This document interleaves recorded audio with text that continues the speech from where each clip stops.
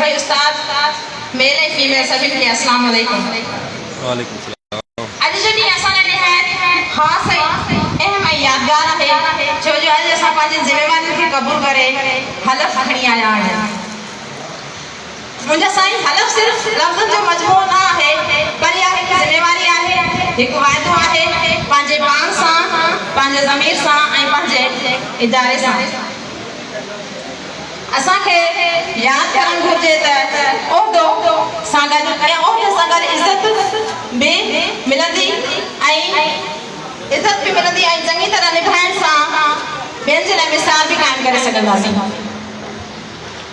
मां अल्लाह पाक खां दुआ थी कयां त असां सभिनी मेंबर जेके असां जिन्हनि हलफ़ कयो आहे उनमें जेको बि असां वाइदा कया आहिनि उन्हनि खे पूरो करे सघूं। आमीन।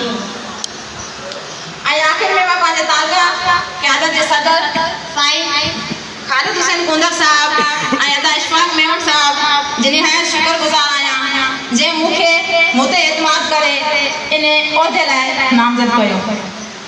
ऐं आख़िर में ही शेर चई मां पंहिंजी तकरीर जो इख़्तिताम कंदसि। इल्म जी राह ते हलंदासीं सदाईं, उस्ताद जी इज़त कंदासीं सदाईं, सच ऐं ईमानदारी जो